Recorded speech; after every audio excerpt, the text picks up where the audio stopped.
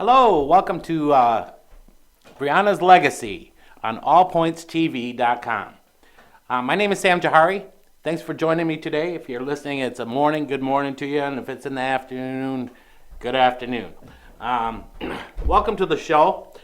Today, we're going to talk about how we got here. And for those that you don't know me, I've had my own business for a while. I've been in management and sales pretty much my whole life.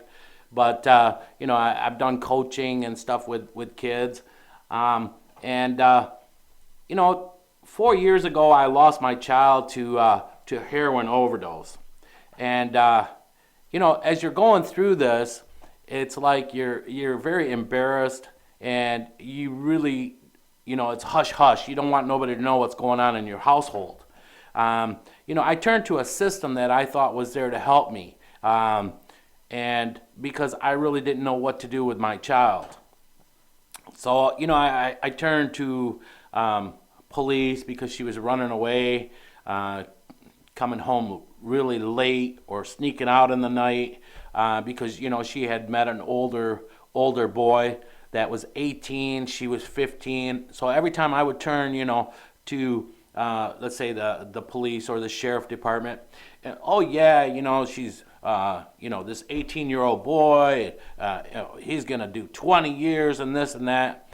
Then it would always change. How would it change is they would say, well, she has to actually do the complaint. Now she's 15 years old. She's in love with this 18-year-old boy, but she has to do the complaint for them to say, rape or having sex with a minor or whatever. Anyways, again, I thought, I turned to the school and I was like, isn't there something that I can do? Since my child is cutting school and she's running away, is there something like they're uncorrigible or something like that where I can see a judge? Well, Mr. Jahari, you just missed the cutoff. That was like, I believe it was April 1st or something of that year. So from there, it took me approximately another 6 months. Because I got a hold of the runaway program and all these things that finally they got me in front of a judge. And I was like, oh, I'm so happy, I'm finally going to get something, where I can get some help for my child. And I'm crying out to this judge and, and I'm telling them, this is what's going on. She's running away. She's cutting school. She's with this 18-year-old boy. Now, by this time, I found out that my daughter has done heroin. And in return, this judge looked at me and told me, well, it seems like you're just blaming everybody for your problems or your child's problems instead of just taking a couple weeks and being home with your child. I was dumbfounded, Anyways, my daughter was in and out of detention.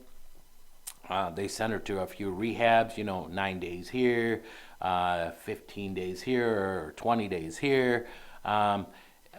It was finally about, I'd say, 8 to 10 months of going back and forth to, the detention center, to different rehabs, and finally they, where my child, she done robbery, she turned into a criminal. That's what she did. Okay. Because you see, addiction, you become a criminal. You become the lowest of the low. I loved my child to death, okay? And I didn't understand addiction. And I didn't really understand what was really going on with her. In my eyes, my child is just making wrong choices. This is in her hands. And, how did I come up with that? Well, I came up with that by seeing how the system is dealing with her. And, in their eyes, it was she's making bad choices. Even a doctor, where my daughter, she had done $700 worth of dope. They catch her in this house because she broke her tether and she disappeared. So they caught her at this house.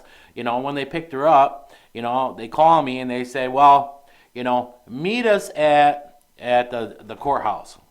All right, let's go.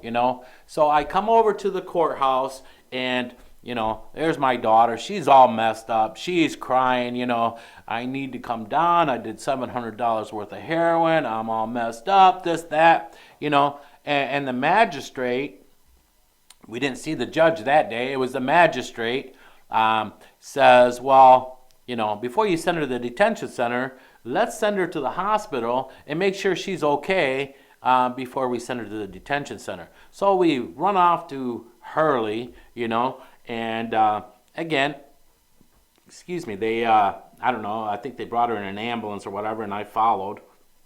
And, here's my daughter pleading with this doctor to give her something to calm down or come down off her high.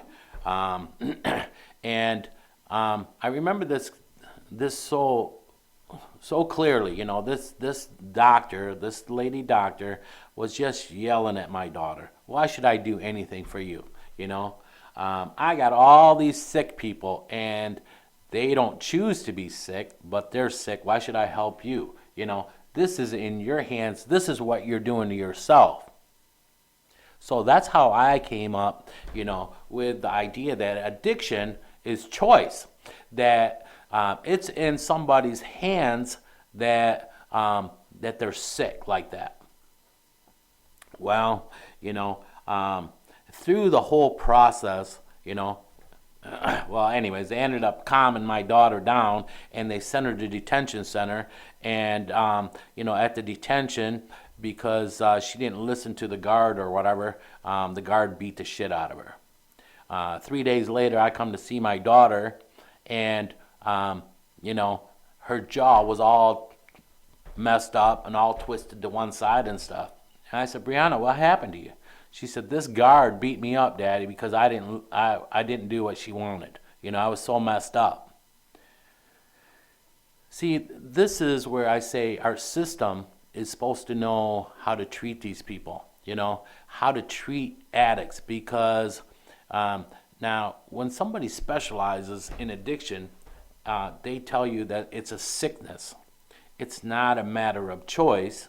It's a sickness. It's a brain disease. Well, why they don't know that? Everybody in the system, they treat addicts like criminals. Now, at the time, I felt Briona was getting what she deserved. This is you're doing. Maybe you'll learn a lesson. But through it all, it's like, please, I pleaded with everybody that would listen to me. Please don't let my daughter slide through the cracks. Please don't let my daughter slide through the cracks. Well, February 14th, Valentine's Day, 2011, I lost my child with a needle in her arm. It was 2 o'clock in the afternoon. Briona was taking her driver's education course. Even though she had been driving, she had a car, she didn't have a driver's license. You see, addicts, these are the smartest people that you come across. They know, how to maneuver, how to get things done. They know the ins and outs, Well, another thing too, before Briona died at one time, she was all messed up and stuff, or, she wasn't taking her medication or something, because, see, Briona, they said she's bipolar, okay? Well, she wasn't taking her medication, so I took her to emergency, to Hurley, and at that point, Brianna, she come clean. She says to me, she said, "Daddy, I want to tell you something, but I don't want you to get upset." I said, "Brianna, honey, we're in this together, I'm your daddy. No matter how much I get upset with you, or I don't like the choices that you make, or what you do, I love you unconditional. And I'm here to support you, whatever I can do for you." Well, at that point, my daughter told me that she had went in front of a court or in front of a judge, and this judge let my minor child have an abortion without my knowledge. This is the kind of law that we have here in Michigan. And, I was dumbfounded again.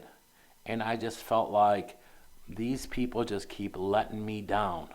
And what the hell is this kind of system that we have?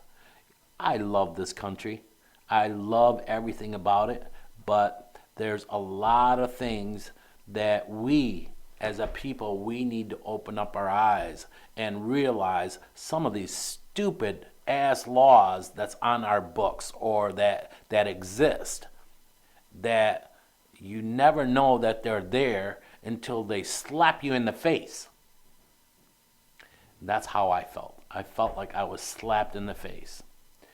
And again, like I told you before, after I lost my child on that crazy Valentine's Day, a loss that is unbearing, that I felt this pain from head to toe, that I could not get out of bed for days, but in the meanwhile, I just wanted to scream, I wanted to yell, I wanted to tell people what was going on. And it seemed like, because the day after Briona died, a couple days later, a friend of hers, she was 19. She died the same way. Someone that Briona knew. So as we started talking about this, people were coming out and they were telling me that this is happening in their family. And I realized that there's an epidemic. And I had some friends of mine that was Briona's coaches in debate, It was like they didn't realize that this was happening in our town. Because we live in a good area, it's not supposed to happen in good areas. Well, it happens everywhere. It doesn't matter what your zip code is or how much money you make or any of that. This happens everywhere. And the whole thing is, I don't care if you're a politician, I don't care if you're a doctor, I don't care if you're a lawyer, professor, if you're a cop or what you do, okay? This happens in your households. It happens in your households. And the whole thing is, a lot of times, I guess when you got a lot of money or something, you can sweep this under the carpet, or you can have it where it doesn't exist, or it's not brought out in the surface so you don't hear about it, or it's they don't let the papers get a hold of it, or the news the TVs or whatever. So maybe you don't hear about it, but this happens in every household. I guarantee you. I listen to this when you talk about, and I've heard the story, a couple of times, and you said you were unaware. You thought you turned to the system, and you're expecting help from them, and that's what they're there for. It just kind of, unless you're experienced, that you actually go through this experience yourself. It's one of those many things out there that those situations you don't understand how messed up things are until you have to go through it. Exactly. And everybody's got the smugness. I mean, a lot of people have, we put this group in here. We put their oversight on this. See, and the thing is, that's the reason why the need for these kind of shows and everything else all the time, because there are things going on that and it's basically been bombarded with information. Like, this is what we got to do. And another thing is, I think the worst thing is there's like, everybody thinks that there's just a one size all fits approach to everything. Okay, mandatory, sentencing. This guy gets busted for this, or this person gets busted for that. You have to sentence them. The judge has to sentence them to this certain time. Here's what we got to do for this instance. Here's what we got to do for that instance. And it's like supposed to be. People say, well, we got to have good policy, but there's also got to be. I think it's like, if you go back to what our judicial system is supposed to be. You're supposed to be each case is supposed to be judged on individual merits of that case. That's the same way it's got to be with medical approaches to anything too. It's got to, let's face it, you don't give one pill to all patients. Exactly. And that's the thing is, and you got a lot of people on both sides of the political spectrum who just want the ease of trying to have a one-shot approach thing to fit all circumstances, and you really can't. And they have a reluctance to allow for flexibility because that takes control away from them. And I think that's the biggest obstacle in treatment and everything else in this country. That's got to be faced, is this one-size-fits-all approach that both the politicians and as well a lot of practitioners in the field want to seem to take. And less so the practitioner, but the politician. That's what we want. They do this, we'll do that to them. They want this. This comes in, we're going to put this back out to them. And I think that's the biggest obstacle that you got to address. Exactly. You know what, John? I felt like, I was cut off when I was speaking in the courtroom, and this judge, like, he had me pegged, like he knew me, and he didn't know nothing about me, but he wanted to talk, his spew out, and tell me I needed a couple weeks to be home with my daughter. I'm like, what the hell is this guy talking about? This guy don't know jack about me, but he's making me feel like I'm to blame. But like I did something But this wrong. is, again, you put people in positions of judging people. I mean, that's what the title is, judge. I'm in front of the judge. And I don't think, I think they should have to have more of an input from social workers, psychologists, addiction specialists, like a report. But then again, that adds cost to, the whole process. But the thing is, myself, when you talk about legal issues, that's one of the things that the government should have oversight on. Not, giving feel-good programs for people, not taking care of everybody's kid. I don't think that's a situation that's it's unattainable. You just can't keep that going. Judicial things are one of the things the government should have oversight, in my opinion. And they should have these. That's where the money should be geared towards, not toward these other feel-good programs. But once something does come to that, and that's also too, maybe some of these other programs could prevent this.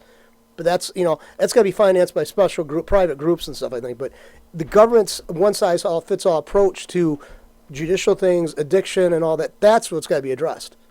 It's funny. You say that, the judge is supposed to judge. But I found protective services, these social workers, they sent us this social worker.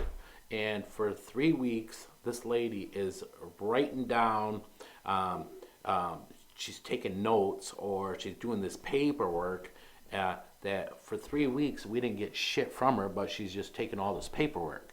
That finally they just took her off the case. Protective services, I turned to them because I thought, I have 2 kids at home that I have to protect.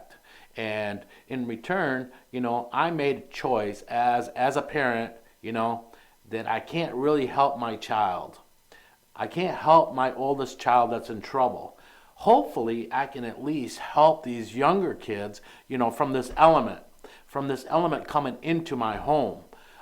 So I made the decision that my oldest child was not going to come into my home.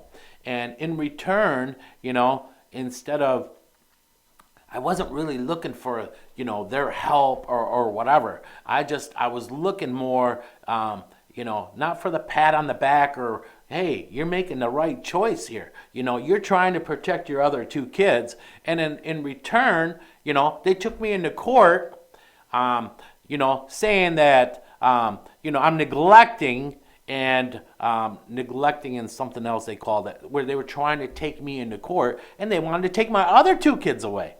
It's like they can do a better job or something. And these stupid ass people, they don't care about your children.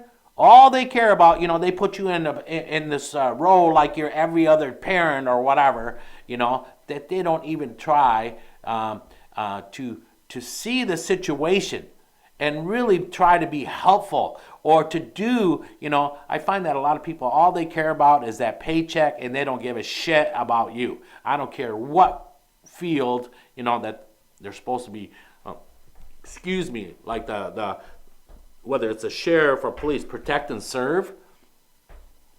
Where is that? And the same thing, protective services, they're supposed to be out there to protect your children, okay? They didn't want to protect my child. A couple weeks after my daughter died, this kid, the Calhoun kid, in Linden or Argentine, ended up dying. Protective services went out to their house 3 times, and they kept that child there until he was dead. Where was his rights? Or where was his protection? These people, they want to collect a paycheck.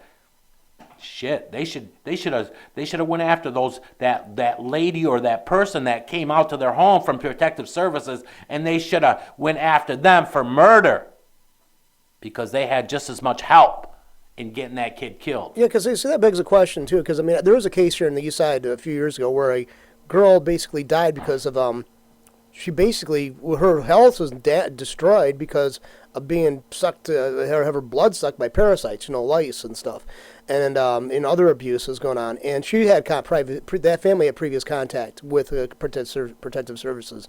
So basically, it seems like, when you should be able to gauge, but it's awfully hard. I mean, I've been in that position. I was a social worker, for probation cases. And the thing is, I think I was a little bit better prepared for a lot of people who are going into college because I dealt with a whole variety of socioeconomic classes and how they lived, and I had a good feel. I had almost like an intuitiveness of what family was actually really severely dysfunctional, because there is dysfunctionalism in every family. Exactly. Every family's got some. You might have a dad who drinks, but the mom steps in and she kind of protects that the family from suffering the full abuse. Or he might be just a drinker, might not be abusive. He's just abusing his body, but he's not an abusive individual. He does meet his obligations. And as much as people don't want to hear that possibility does exist. There is dysfunctionalism in every family, though. But I think I had a better understanding, in a sense, about that because I knew not to judge people on 1 or 2 issues. I didn't say, this is so glaring, I got to overlook all the other good points on this. So I think I had a better feel for it. But there's a couple of cases where I dealt with it. I knew, one in particular, I knew the kid was going to be dead before he was 18 years old. I just knew that. I did everything I could with and the family was so proactive. I mean, that family, some people would say they drove me nuts because they'd call me in the middle of the night, and I'd have to go over there and try to help them out and stuff with this kid. But I love that family because they're so, especially it was the stepmother. She cared more about that kid than his biological mom did. They did everything they could. I mean, the child ended up dying, but it was after the case was signed off. He hadn't met his obligations court-wise and all that. But I just knew that kid was never going to see 18 years old. But it was just a feeling. There's no way I could actually justify that. It was a hunch that I had. But I just saw this real destructive element in this kid's life. And but this family cannot be blamed. This family could not be. They did everything to remove. It was the stepfather and the mother that were causing the problems, and they got them removed as much as possible. They did everything they could. Yep. Well, see, that's what I find. Everybody says, "Well, man, you just you're upset at all these different things that they're supposed to be there to help us." Hell yeah, I'm upset. I'm very upset. I'm so pissed off. I lost my child. You would be too. But the whole thing is, I didn't put all these people down or all these different protective services or the sheriff department or whatever. I wanted to work with them to tell them, you've been failures. Let's do things different. Let's open our eyes. But the whole thing is, nobody ever wants to say we're wrong or maybe we need to do something different. Look, since the 70s, we've had this war on drugs. And since the 70s, have we gotten any better? No. What have we done? We built more prisons, we built more courts, we built more, we have more, police, sheriff, state police, whatever. But we haven't gotten better, and growing up, if you do the same stupid shit with the same results, It's time to change. And that's what we need to change. We need to do something different. It's obvious, okay? Look, our prisons, 60% are from addiction or mental health. 60% of our prisons, okay? And here's the thing. Most of them are lifers, okay? They're never ever going to get out. And if they do get out, they don't know how to live outside society, okay?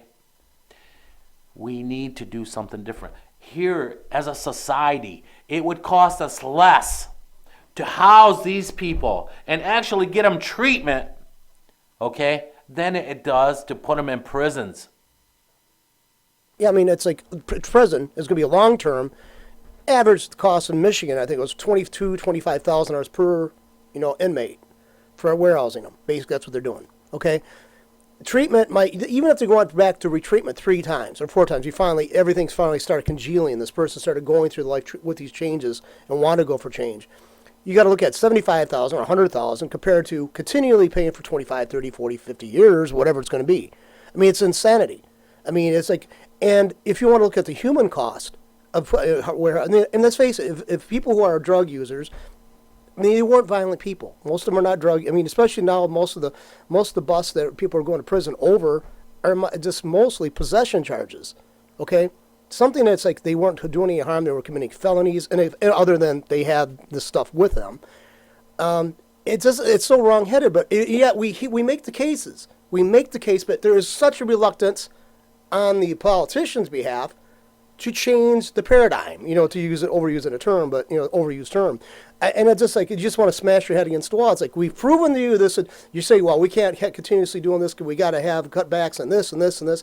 If you stop doing it this way, you'd be saving massive amounts of money everything else could be funded with. Exactly. See, their way of dealing with things, let's just give them longer terms, in prisons and stuff. Well, it's not working. It's not working, Listen, after I lost my child, as I started realizing that there's an epidemic going on, and some friends of mine, started Community Parent at the time, and through the help of the Genesee County Sheriff Department, they came up with a program called Chasing the Dragon. And, at the time, it was, no matter how much I was depressed or whatever, I didn't want my child's death to go in vain. I wanted her death to save somebody else's life, so I was hoping that, they asked me to speak, and from her story, I was hoping that she would save lives. And, in 4 years, we've been in front of over 50,000 kids. That's through high schools and junior high schools. And you don't hear too much of the people you save, but you always hear of the failures and the people that end up dying. Every week there's 2 or 3 that die of overdose. As a matter of fact, every day 328 people die every day of addiction. Okay, this is drugs and alcohol. 328 people die every day. And the whole thing is, we got our head in the sand or up our butts, and not realizing this is happening.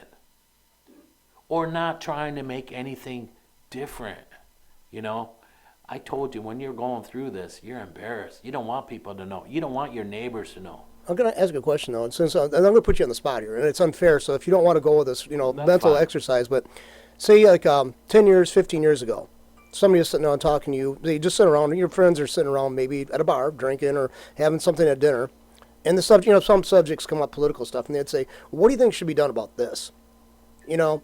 Unless you had, just try to say, put yourself in that shoes, that conversation came up years before you experienced this with your daughter. You would probably put in what you would think, it would be reasonable into the conversation. But you'd probably go along. Most people would just say, well, you have to have a better sentencing or better, the system. I mean, basically, these people deserve what they get. I mean, that was my reaction. And then the thing is, what it happens is people don't. A lot of times they just cut themselves off from the learning experience other people's lives present them. And let's face it, I mean, I've been told too many times, I've actually looked at other people's lives and decided not to do things based upon that too much. But I think basically that's where wisdom comes from, understanding you can't live 25 lifetimes or have to go live with the regrets of making these improper decisions. Try to be better informed before you make your own decision. But I mean, just think about, no, to go back to somebody 10 years before this, if somebody said that conversation came up, what do you think at that point, what do you think your input would have been to how to handle the situation yourself? Well, John, since you bring that up, I'm one of 8, and was we all probably smoked marijuana. I think I'm from the '70s, so I can say that I tried acid once in my life. But I didn't choose to go that route. But I had telling you this, there was 8 of us in my family, and 2 of my sisters, one was a crackhead, for 30 some years. I had another sister that struggled with, cocaine. She went to rehab once, and that was it. The whole thing is, I think every individual needs to be looked upon like they're sick. And how is the best way to treat this person? Not to look at him as a criminal. Okay? There's 3 million doctors in our country, and less than 3,000 doctors that deal with treatment, and they deal with addiction. So they know how to treat these people. I was telling you earlier that we went into emergency room, and I got this emergency doctor, yelling at my daughter, don't want to do anything for them. They took an oath, to help. And here's somebody that they're saying is sick, but we don't treat them like they're sick. So this is what I'm saying. I didn't know that 15, 20 years ago. I didn't know that. Okay, but I chose, to better educate myself after losing my child. Why? Because I felt like I dropped the ball. Because as a parent, when your child is in trouble, you blame yourself.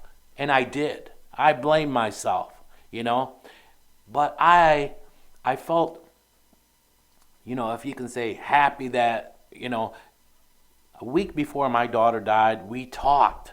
And it's like we put everything on the table, and she told me, Dad, because I told her, I says, as a parent, I feel like I've let you down somehow. And my daughter told me, Dad, it's not you. This was all me. It was all me. Does that make me feel better? No, it doesn't. And after my daughter died, I was in a depression. And I turned again to a system to help me, with the sickness that I was feeling. And in their way to help me was, within 4 months, I'm on 5 different medications. One to make me feel better, one to go to sleep, one so I'm not so loopy, one this, one that. After 4 months of seeing this doctor, he's like asking me how these pills are working for me. And I said, you know what, Doc? I says, I'm still depressed, but now I'm loopy, or I get the giggles, or God knows what from what you're giving me, And in return, this doctor looked at me and he says, well, I don't know why you came to see me. And in return, I told him, I don't know why I came to see you, but I know I'm not coming back. And I walked out of that doctor's office and never went back. The whole thing is, society and where we're at, okay, it's like this. 10%, 10% of our population are addicts, whether it's drugs or alcohol or God knows what. Well, how do we get here, okay? We have doctors that's giving out medication like it's candy, first of all, okay? Another thing, too, in our way to treat with whatever is going on with us. We think there's a pill that's going to solve everything, which is not. Then another thing, now we have all this, bullying and all this with the social aspect of it, that a lot of times, we want to feel better about what's going on. Whether we've had a rough day at the office or just a rough day in general, we think we're going to go have a drink or there's a happy pill that's going to make us feel better. But the whole thing is 10% of us end up being addicted. 10% of us, we can't have that one drink. We can't have that one happy pill.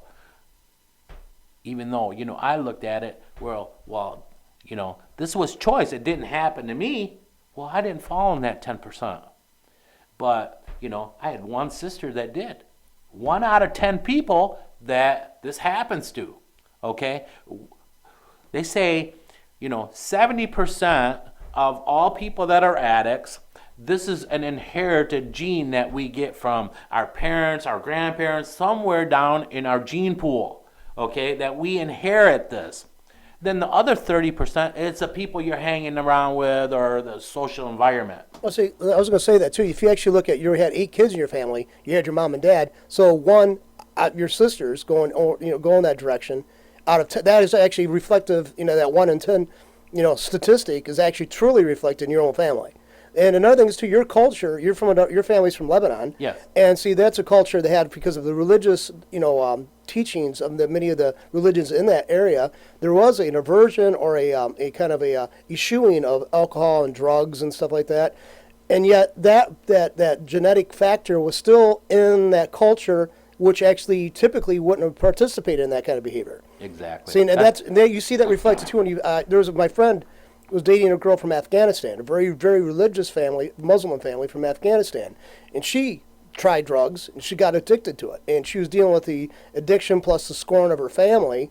But and that was very hard. She was trying to walk the line of staying somewhat Muslim, I guess, in this world. She was living out there near San Francisco, and yet having this addiction and her family's problems with that.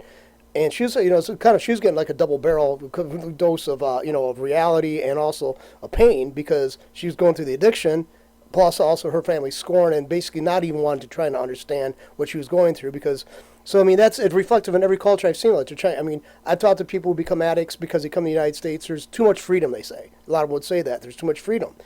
And they were succumbing to addictions, because they were open to experience that stuff here.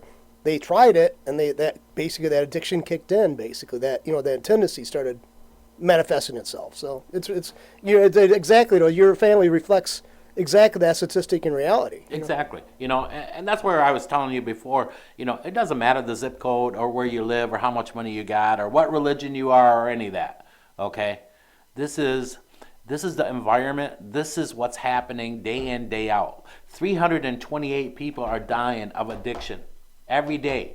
And these people that are supposed to really care about you or, that make things happen, that are supposed to be looking at changing the laws and taking care of the people, okay?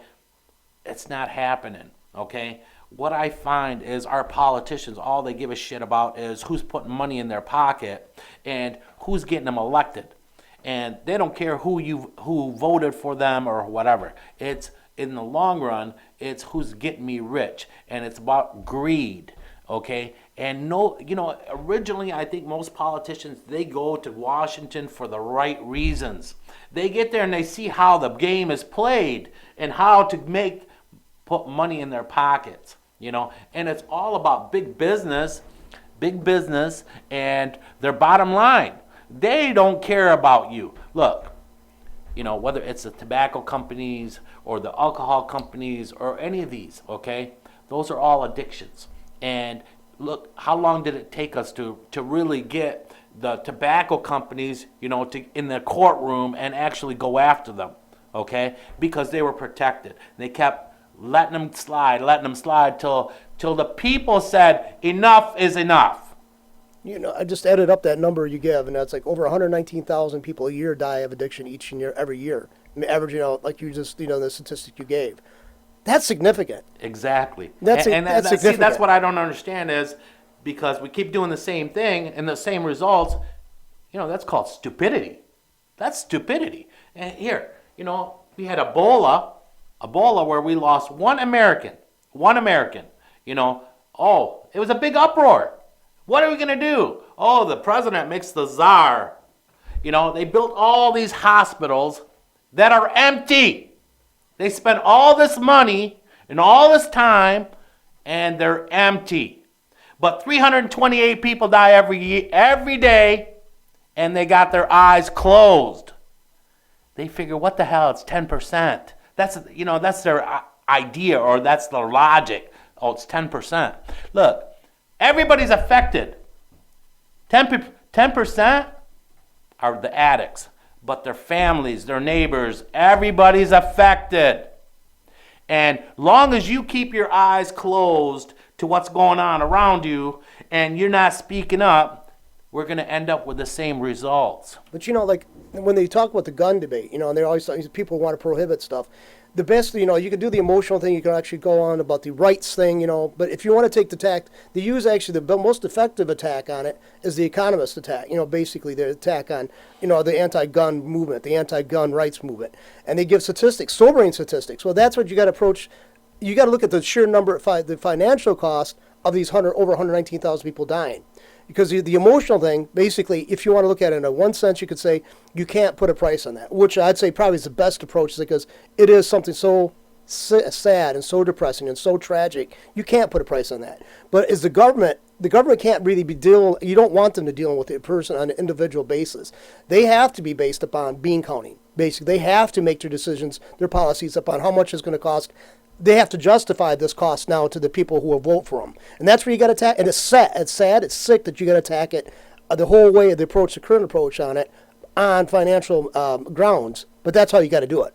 You got to hold their feet because these politicians, most of them are, quite a bit of them, I hate to say it, and I'm going to get flack, most of them they don't seem to have anything, there's no emotional content in their skulls. They don't have that ability. They're sociopaths. They know what to say to make everybody think that they feel for you, but they really don't feel for you. But you got to make them just hold their feet to the fire, saying, "How can you justify this failing system, the failing approach, just on sheer financial grounds?" That's where you're going to get them because they're going to be at a loss trying to conceptualize feeling like you do because they can't. Most of them are not capable of feeling emotions like the average person does. Yep. That's the reason why they go into politics. After Briona died, we were trying to make a law, Briona law. Briona's law was, to actually put these, drug dealers, really give them something, where it affected them, The whole thing is, we had different peoples of our government, like the prosecuting attorney came in, and the thing is like, where is our failures? Where do we need to make changes, that really hits home? I find these people that the criminals, they have more protections than the innocent people. They have more protections in the law to protect them than it does to someone that's lost a child or lost somebody, from these drug dealers or, for everybody that's pushing this stuff or selling this stuff. It's not about just carrying the drugs. It's about, this is murder. You're killing people. That's what that's about. Okay? But the whole thing is, we had senators come in and, oh yeah, we're doing this, and I found that these politicians, they were nothing but liars, to be honest with you. Not all of them, but and it was about, oh, how much this would cost, this law, how much this would cost. How can you put a price on someone's life? How can you put a price on someone's life? But you know what? I found that I wanted to educate and, hopefully hit these kids young enough, when they're in the 6th, 7th, 8th, 9th, 10th, 11th, and 12th grade, where they're still, their eyes aren't wide open to everything that's going on. So they can relate that if, they fall into a depression or they're being bullied or, the doctor's giving them medication and all of a sudden they feel like they need to have it, that they would do something, that they would change their course, that hopefully that we save these kids. Hopefully that we make changes because these kids are our futures. They are the people that's going to be one day maybe be president, maybe, our doctors, our lawyers. These are our future. So, when I was asked to speak and, we did the community parent, it was like, listen, I would love to be part of this, but I didn't want us to be silent. I didn't want to start, with an uproar and just fade away. And I made a commitment to the Chasing the Dragon presentation, to originally community parent, which we are now Briona's legacy. Okay, because I don't want Briona to be remembered as an addict that died. I want her to be remembered by her story, how many she has saved, how many has lived, from her story. And there has been a few, and it's like the best feeling in the world that comes about you when you get this message from someone that, thank you for saving my life. It's just a wonderful, wonderful feeling. And it's like, this is why we do this. This is why I do this, Because I tell you, reliving that 911 call every time, reliving her death, reliving, it's like every day I do this presentation, it's like I am going to bury her that day. That's what comes back to me. I'll be honest, it has gotten easier. And the reason is, it's because of how many people I think we've touched. How many people, that this is saving. And I'll be honest with you, that a lot of people that are in trouble, that when we go into a school, they'll cut school because they don't want to hear it. They won't come to the presentation. They find a way to get out of it. That's the truth. Because how do I know this? Because I hear it from the kids. The people that needed to be here cut school today or didn't come. That's from these kids talking. When we do the presentation, it's like we give you different aspects. We give you a parent that lost a child. We give you the addict himself, the recovering addict and their story. See, most people that struggle with this disease, the reason they become addicts is because there's something lacking in them. And they say, well, this kid's popular. This kid's plays sports. This kid is this kid's this. Well, when someone is depressed, you can't see past their smile. When someone is an addict, okay, there's no real signs. They feel like they're inapt. They feel like they're incomplete. I don't care how popular they are. I don't care what girlfriend or boyfriend that they have, how beautiful, or, how good they are in sports, or how popular they are. This affects everybody. Everybody.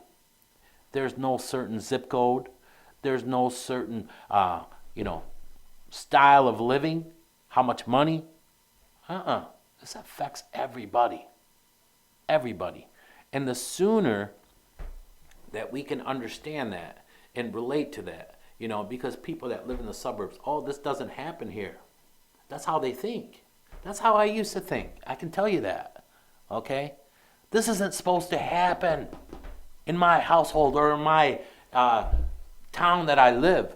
This is a nice town. And really, that's what happened. That's why Community Parent was formed, okay? Because they didn't believe that it happened in our town. But I tell you what, these coalition groups are going up everywhere. Last year, Saline,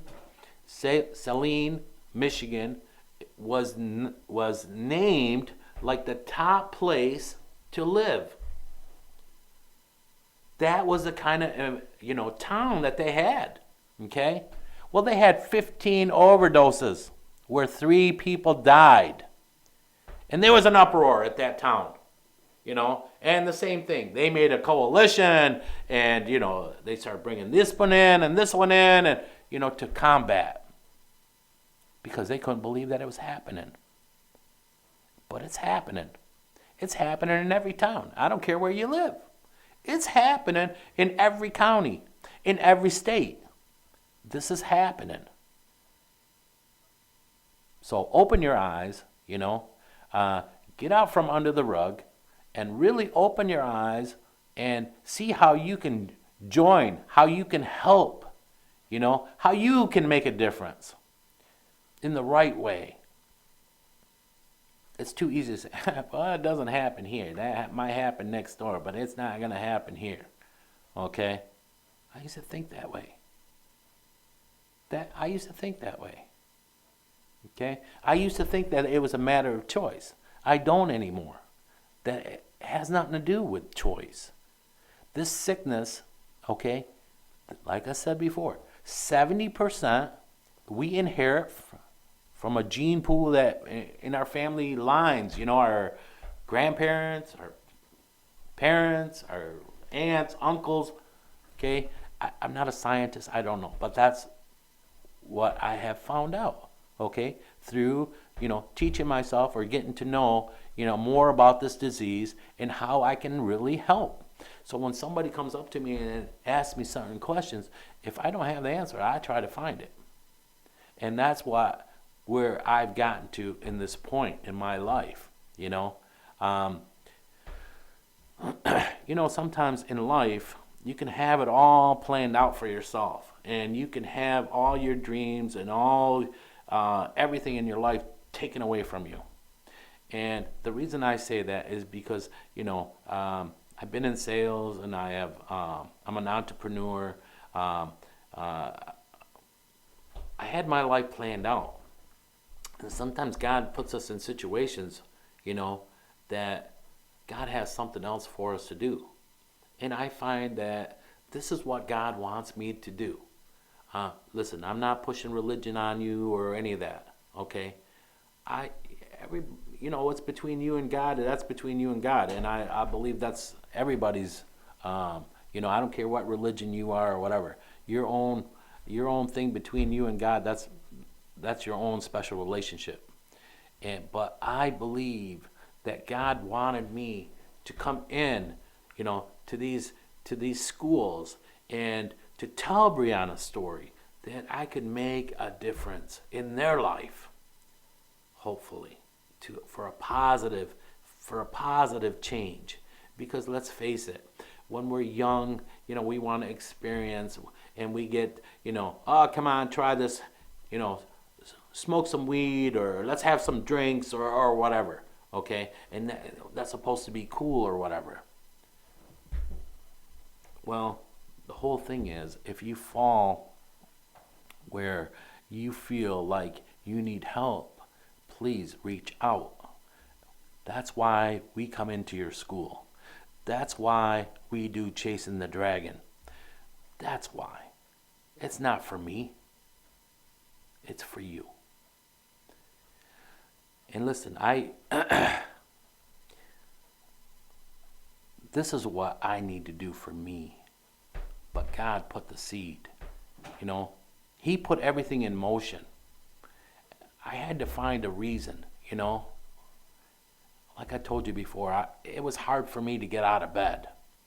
My body hurt from head to toe. You're not supposed to bury your children. They're supposed to bury us. but this is what happened in my life. And I had to really do some soul searching and really find out why. Why? Brianna, she was conceived. I went through the rubber, so she was meant to be here. But why God took her away, I couldn't understand. And that's why I felt all the pain that I did. But I found, this is the path that I needed to do for Brianna, for me, to make it easier to get up every day, to have a purpose, where we're something positive out of a bad situation. Is it hard? Yes, it's hard. And I don't wish this pain that I go through with anybody, to anybody. But from this pain, I'm hoping to bring joy to a lot of people. Again, we are Brianna's legacy. And Brianna's legacy is going to go on and do the right thing. Okay? And 50,000 kids have heard this message, but we got a long ways to go. And I'm asking for your help and how you can join, whether it's my group or a coalition in your neighborhood, or do something, Let's really make a difference. My name is Sam Tahari, and we are Brianna's legacy. And I'm asking everybody to come aboard and join our fight, because one hand doesn't clap by itself. I need your help. God bless. Hope you're having a wonderful day. Talk to you soon.